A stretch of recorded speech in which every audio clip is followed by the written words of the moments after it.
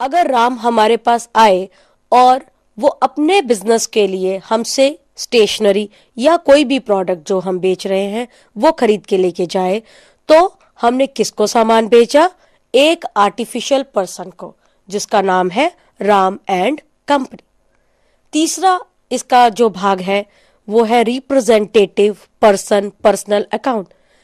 कई बार ऐसा होता है कि कुछ सैलरीज जो हमें इस महीने पे करनी होती है वो हम अगले महीने पे करते हैं। अगले महीने पे करना मतलब खर्चा इस महीने का बट पे किया अगले महीने में।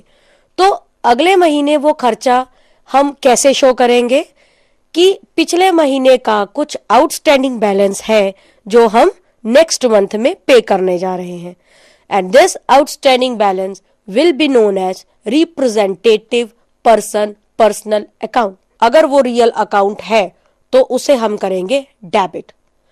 अगर कोई रियल अकाउंट हमारे प्रेमिसेस से बाहर चला गया उसको हम कर देते हैं credit. Second, personal accounts.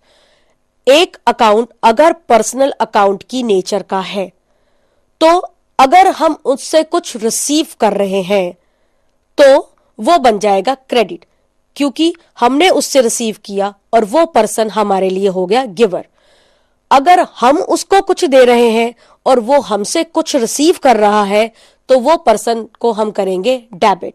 So the rule is debit the receiver and credit the giver. तीसरा अकाउंट है nominal.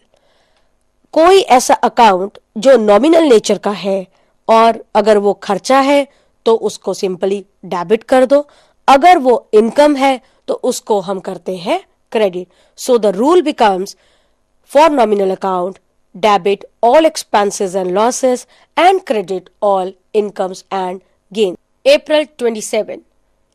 Rent of house paid and interest paid by bank. Now see, there is a difference between the rent which was paid on 26th and the rent which was paid on 27th. Can you observe the difference? क्या difference समझ में आता है? 26 तारीख को जो rent दिया वो हमने दिया अपनी दुकान का, शॉप का, तो वो हो जाता है हमारा बिजनेस एक्सपेंडिचर। और 27 तारीख को जो हमने रेंट दिया वो रेंट था हाउस का, यानी हमारे घर का, जिस घर में वो पर्सन रहता है जिसने बिजनेस शुरू किया। अब क्योंकि घर में वो पर्सन खुद रहता है उसमें उसका बिजनेस तो आने से रहा, बिजनेस तो रहने से रहा। राम एंड कंपनी किसी घर में कैसे रह सकती है? वो शॉप बंद करके तो रह नहीं सकती। सो राम एंड कंपनी क्योंकि उस घर में नहीं रहती है जिस घर का किराया राम एंड कंपनी ने दिया है, तो इसका मतलब ये किराया राम का अपना पर्सनल एक्सपेंडिचर है। यहाँ पे ये किराया जो हम हाउस के लिए दे रहे हैं वो क्या बन जाता है? Drawings. That is why there is a difference between the rent which was paid on 26th of April and the rent which was paid on 27th of April. So the rent which was paid on 27th of April will be treated as drawings. Ledger updated होता है, पुराना सारा record laser में डालकर जो कुछ आज तक हुआ है उसका पूरा लेखा जोखा हम लेजर में डालते हैं। Think of a ledger as a book with one page of each account. आप नए अकाउंट बनाते जाइए। जर्नल में जब भी नया अकाउंट बनता है वो अकाउंट लेजर में ट्रांसफर हो जाता है। So ledger can be in any form. It can be in loose leaf pages, in computer print outs, bound books और cards. So in whatever form ledger is prepared, typically ledger will be having debits as well as credits. Now what are debits in ledger? Debit is an entry or balance on the left side of an account, whereas credits are the entries or the balances on the right side of an account. Now always remember one thing, debits are always on the left side and credits are always on the right side. Left side हमेशा debit लिखेंगे और right side हमेशा credit लिखेंगे। Depreciation. What is depreciation? जब हम किसी asset को use करते हैं तो यूज करने से उसमें कुछ घिसावट होती है। इस घिसावट की वजह से हमारी एसेट उसकी वैल्यू कम हो जाती है।